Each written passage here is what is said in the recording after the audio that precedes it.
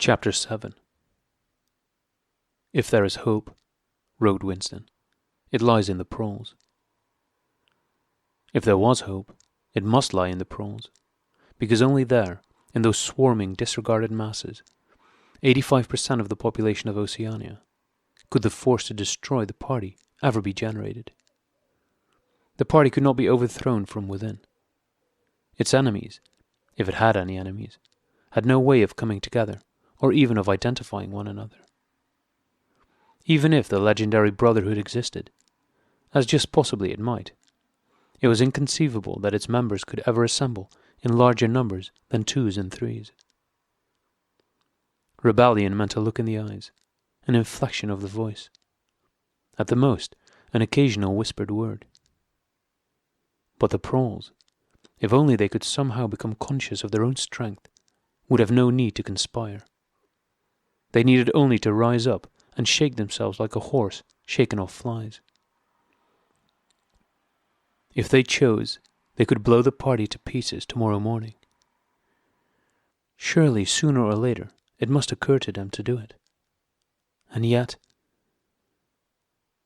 he remembered how once he had been walking down a crowded street when a tremendous shout of hundreds of voices, women's voices, had burst from a side street a little way ahead. It was a great, formidable cry of anger and despair. A deep, loud, "Oh-ho!" that went humming on like the reverberation of a bell. His heart had leaped. It started, he had thought. A riot. The proles are breaking loose at last. When he had reached the spot, it was to see a mob of 200 or 300 women crowding round the stalls of a street market, with faces as tragic as though they had been the doomed passengers on a sinking ship. But at this moment, the general despair broke down into a multitude of individual quarrels. It appeared that one of the stalls had been selling tin saucepans. They were wretched, flimsy things, but cooking pots of any kind were always difficult to get. Now the supply had unexpectedly given out. The successful women, bumped and jostled by the rest, were trying to make off with their saucepans, while dozens of others clamoured round the stall, accusing the stall-keeper of favouritism and of having more saucepans somewhere in reserve. There was a fresh outburst of yells. 2 bloated women, one of them with her hair coming down, had got hold of the same saucepan and were trying to tear it out of one another's hands. For a moment they were both tugging, and then the handle came off. Winston watched them disgustedly. And yet, just for a moment, what almost frightening power had sounded in that cry from only a few hundred throats? Why was it that they could never shout like that about anything that mattered? He wrote, "Until they become conscious, they will never rebel. And until after they have rebelled, they cannot become conscious." That, he reflected, might almost have been a transcription from one of the party textbooks. The party claimed, of course, to have liberated the proles from bondage. Before the revolution, they had been hideously oppressed by the capitalists. They had been starved and flogged. Women had been forced to work in the coal mines. Women still did work in the coal mines, as a matter of fact. Children had been sold into the factories at the age of 6. But simultaneously, true to the principles of doublethink, the party taught that the proles were natural inferiors who must be kept in subjection, like animals, by the application of a few simple rules. In reality, very little was known about the proles. It was not necessary to know much. So long as they continued to work and breed, their other activities were without importance. Left to themselves, like cattle turned loose upon the plains of Argentina, they had reverted to a style of life that appeared to be natural to them, a sort of ancestral pattern.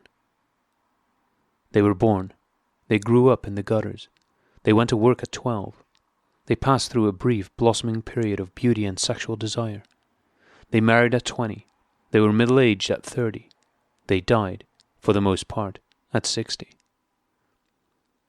Heavy physical work, the care of home and children, petty quarrels with neighbours, films, football, beer, and above all, gambling, filled up the horizon of their minds. To keep them in control was not difficult. A few agents of the thought police moved always among them, spreading false rumours and marking down and eliminating the few individuals who were judged capable of becoming dangerous.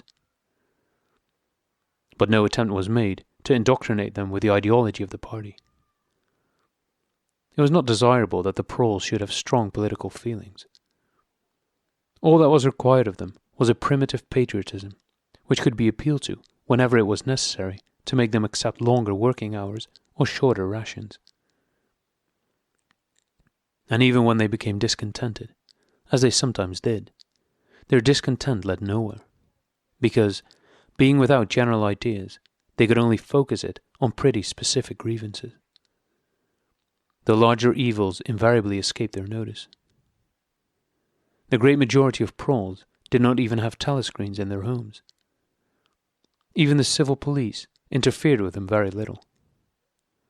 There was a vast amount of criminality in London, a whole world within a world, of thieves, bandits, prostitutes, drug peddlers, and racketeers of every description. But since it all happened among the proles themselves, it was of no importance. In all questions of morals, they were allowed to follow their ancestral code. The sexual puritanism of the party was not imposed upon them. Promiscuity went unpunished. Divorce was permitted. For that matter, even religious worship would have been permitted if the proles had shown any sign of needing or wanting it. They were beneath suspicion. As the party slogan put it, proles and animals are free.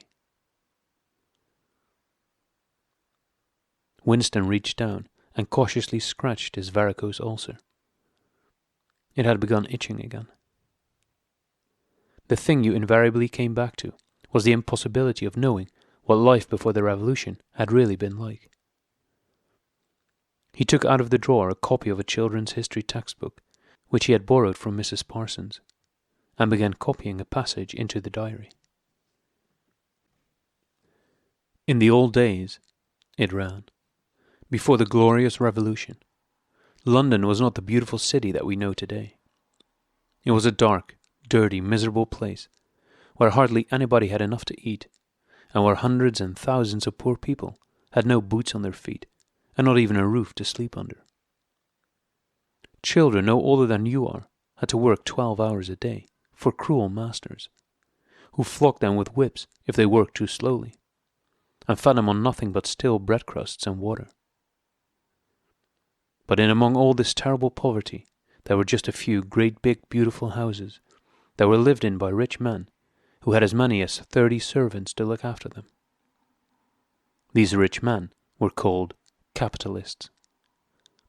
They were fat, ugly men with wicked faces, like the one in the picture on the opposite page. You can see that he is dressed in a long black coat, which was called a frock coat, and a queer shiny hat shaped like a stovepipe, which was called a top hat. This was the uniform of the capitalists, and no one else was allowed to wear it. The capitalists owned everything in the world, and everyone else was their slave. They owned all the land, all the houses, all the factories, and all the money. If anyone disobeyed them, they could throw them into prison. Or they could take his job away and starve him to death. When any ordinary person spoke to a capitalist, he had to cringe and bow to him, and take off his cap and address him as Sir. The chief of all the capitalists was called the king, but he knew the rest of the catalogue.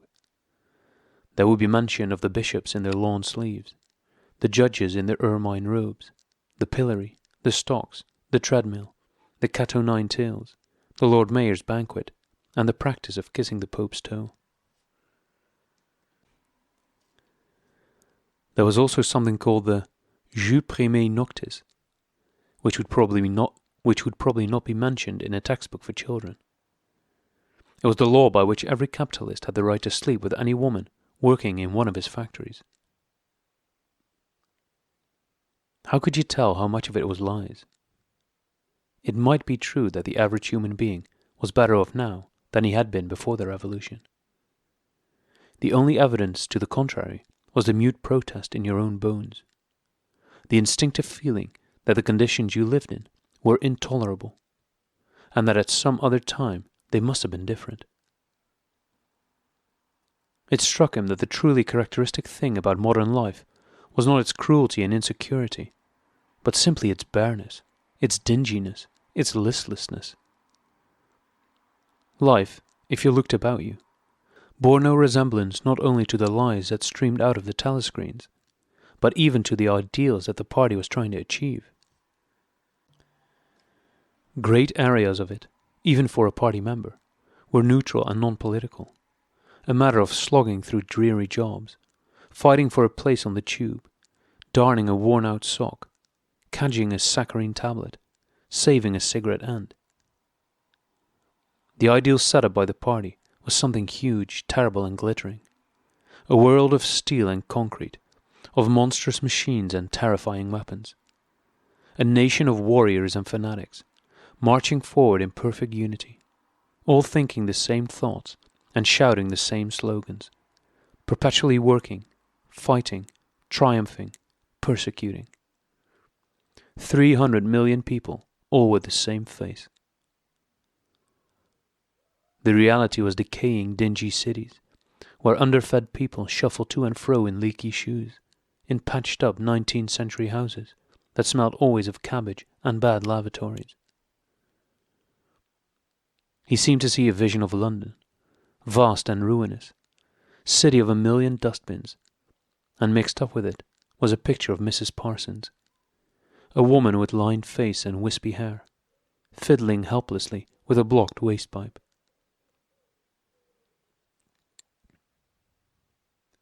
He reached down and scratched his ankle again.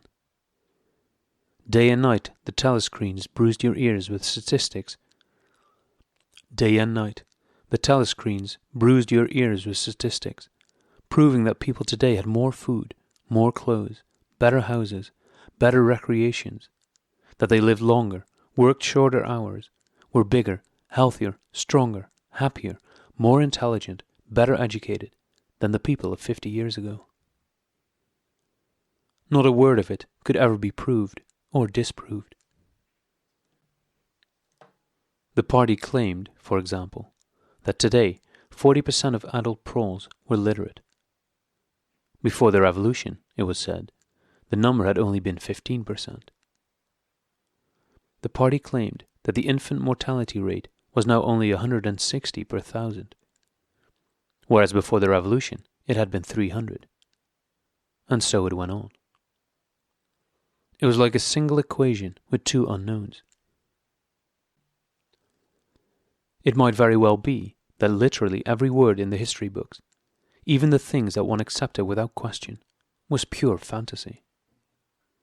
For all he knew, there might never have been any such law as the jus primae noctis, or any such creature as a capitalist, or any such garment as a top hat. Everything faded into mist. The past was erased. The erasure was forgotten. The lie became truth. Just once in his life he had possessed.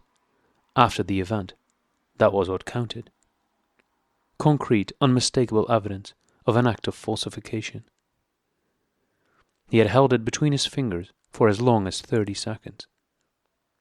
In 1973, it must have been. At any rate, it was at about the time when he and Catherine had parted. But the really relevant date was 7 or 8 years earlier. The story really began in the middle 60s, the period of the great purges, in which the original leaders of the revolution were wiped out once and for all. By 1970, none of them was left, except Big Brother himself. All the rest had by that time been exposed as traitors and counter-revolutionaries. Goldstein had fled and was hiding no one knew where, and of the others, a few had simply disappeared, while the majority had been executed after spectacular public trials, at which they made confession of their crimes. Among the last survivors were 3 men named Jones, Aronson, and Rutherford. It must have been in 1965 that these 3 had been arrested. As often happened, they had vanished for a year or more, so that one did not know whether they were alive or dead, and then had suddenly been brought forth to incriminate themselves in the usual way. They had confessed to intelligence with the enemy. At that date, too, the enemy was Eurasia. Embezzlement of public funds, the murder of various trusted party members, intrigues against the leadership of Big Brother, which had started long before the revolution happened, and acts of sabotage causing the death of hundreds of thousands of people. After confessing to these things, they had been pardoned, reinstated in the party, and given posts which were in fact sinecures, but which sounded important. All 3 had written long, abject articles in the Times, analysing the reasons for their defection and promising to make amends. Some time after their release, Winston had actually seen all 3 of them in the Chestnut Tree Cafe. He remembered the sort of terrified fascination with which he had watched them out of the corner of his eye. They were men far older than himself, relics of the ancient world, almost the last great figures left over from the heroic early days of the party. The glamour of the underground struggle and the Civil War still faintly clung to them. He had the feeling, though already at that time facts and dates were growing blurry, that he had known their names years earlier than he had known that of Big Brother. But also they were outlaws, enemies, untouchables, doomed with absolute certainty to extinction within a year or 2. No one who had once fallen into the hands of the thought police ever escaped in the end. They were corpses waiting to be sent back to the grave. There was no one at any of the tables nearest to them. It was not wise even to be seen in the neighbourhood of such people. They were sitting in silence before glasses of the gin flavoured with cloves, which was the specialty of the cafe. Of the 3, it was Rutherford whose appearance had most impressed Winston. Rutherford had once been a famous caricaturist, whose brutal cartoons had helped to inflame popular opinion before and during the Revolution. Even now, at long intervals, his cartoons were appearing in the Times. They were simply an imitation of his earlier manner, and curiously lifeless and unconvincing. Always they were a rehashing of the ancient themes: slum tenements, starving children, street battles, capitalists in top hats. Even on the barricades, the capitalists still seemed to cling to their top hats. An endless, hopeless effort to get back into the past. He was a monstrous man, with a mane of greasy grey hair, his face pouched and seamed, with thick negroid lips. At one time, he must have been immensely strong. Now, his great body was sagging, sloping, bulging, falling away in every direction. He seemed to be breaking up before one's eyes, like a mountain crumbling. It was a lonely hour of 15. Winston could not now remember how he had come to be in the cafe at such a time. The place was almost empty. A tinny music was trickling from the telescreens. The 3 men sat in their corner, almost motionless, never speaking. Uncommanded, the waiter brought fresh glasses of gin. There was a chessboard on the table beside them, with the pieces set out, but no game started. And then, for perhaps half a minute in all, something happened to the telescreens. The tune that they were playing changed, and the tone of the music changed too. There came into it, but it was something hard to describe. It was a peculiar, cracked, braying, jeering note. In his mind, Winston called it a yellow note. and then a voice from the telescreen was singing. Under the spreading chestnut tree, I sold you and you sold me. There lie they, and here lie we, under the spreading chestnut tree. The three men never stirred, but when Winston glanced again at Rutherford's ruinous face, he saw that his eyes were full of tears. And for the first time he noticed, with a kind of inward shudder, and yet not knowing at what he shuddered, that both Aronson and Rutherford had broken noses. A little later, all three were rearrested. It appeared that they had engaged in fresh conspiracies from the very moment of their release. At their second trial, they confessed to all their old crimes over again, with a whole string of new ones.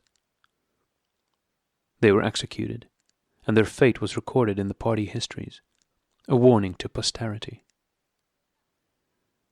About 5 years after this, in 1973, Winston was unrolling a wad of documents which had just flopped out of the pneumatic tube onto his desk, when he came on a fragment of paper which had evidently been slipped in among the others and then forgotten. The instant he had flattened it out, he saw its significance. It was a half-page torn out of the Times of about 10 years earlier, the top half of the page so that it included the date, and it contained a photograph of the delegates at some party function in New York. Prominent in the middle of the group were Jones, Aronson, and Rutherford. There was no mistaking them. In any case, their names were in the caption at the bottom. The point was that at both trials, all three men had confessed that on that date they had been on Eurasian soil. They had flown from a secret airfield in Canada to a rendezvous somewhere in Siberia, and had conferred with members of the Eurasian General Staff, to whom they had betrayed important military secrets. The date had stuck in Winston's memory because it chanced to be Midsummer Day. But the whole story must be on record in countless other places as well. There was only one possible conclusion. The confessions were lies. Of course, this was not in itself a discovery. Even at that time, Winston had not imagined that the people who were wiped out in the purges had actually committed the crimes that they were accused of. But this was concrete evidence. It was a fragment of the abolished past, like a fossil bone which turns up in the wrong stratum and destroys a geological theory. It was enough to blow the party to atoms, if in some way it could have been published to the world, and its significance made known. He had gone straight on working. As soon as he saw what the photograph was, and what it meant, he had covered it up with another sheet of paper. Luckily, when he unrolled it, it had been upside down from the point of view of the telescreen. He took his scribbling pad on his knee and pushed back his chair, so as to get as far away from the telescreen as possible. To keep your face expressionless was not difficult, and even your breathing could be controlled, with an effort. But you could not control the beating of your heart, and the telescreen was quite delicate enough to pick it up. He let what he judged to be 10 minutes go by, tormented all the while by the fear that some accident, a sudden draught blowing across his desk for instance, would betray him. Then, without uncovering it again, he dropped the photograph into the memory hole, along with some other waste papers. Within another minute, perhaps, it would have crumbled into ashes. That was 11 years ago. Today, probably, he would have kept that photograph. It was curious that the fact of having held it in his fingers seemed to him to make a difference even now, when the photograph itself, as well as the event it recorded, was only memory. Was the party's hold upon the past less strong, he wondered, because a piece of evidence which existed no longer had once existed? But today, supposing that it could be somehow resurrected from its ashes, the photograph might not even be evidence. Already, At the time when he made his discovery, Oceania was no longer at war with Eurasia, and it must have been to the agents of East Asia that the three dead men had betrayed their country. Since then, there had been other charges. 2, 3, he could not remember how many. Very likely the confessions had been rewritten and rewritten, until the original facts and dates no longer had the smallest significance. The past not only changed, but changed continuously. What most afflicted him with a sense of nightmare was that he had never clearly understood why the huge imposture was undertaken. The immediate advantages of falsifying the past were obvious, but the ultimate motive was mysterious. He took up his pen again and wrote, "I understand how. I do not understand why." He wondered, as he had many times wondered before, whether he himself was a lunatic. Perhaps a lunatic was simply a minority of one. At one time, it had been a sign of madness to believe that the earth goes round the sun. Today, to believe that the past is unalterable. He might be alone in holding that belief, and if alone, then a lunatic. But the thought of being a lunatic did not greatly trouble him. The horror was that he might also be wrong. He picked up the children's history book and looked at the portrait of Big Brother, which formed its frontispiece. The hypnotic eyes gazed into his own. It was as though some huge force were pressing down upon you. Something that penetrated inside your skull, battering against your brain, frightening you out of your beliefs, persuading you, almost, to deny the evidence of your senses. In the end, the party would announce that 2 and 2 made 5, and you would have to believe it. It was inevitable that they should make that claim sooner or later. The logic of their position demanded it. Not merely the validity of experience, but the very existence of external reality was tacitly denied by their philosophy. The heresy of heresies was common sense. And what was terrifying was not that they would kill you for thinking otherwise, but that they might be right. For after all, how do we know that 2 and 2 make 4? Or that the force of gravity works? Or that the past is unchangeable? If both the past and the external world exist only in the mind, and if the mind itself is controllable, what then? But no. His courage seemed suddenly to stiffen of its own accord. The face of O'Brien, not called up by any obvious association, had floated into his mind. He knew, with more certainty than before, that O'Brien was on his side. He was writing the diary for O'Brien. To O'Brien.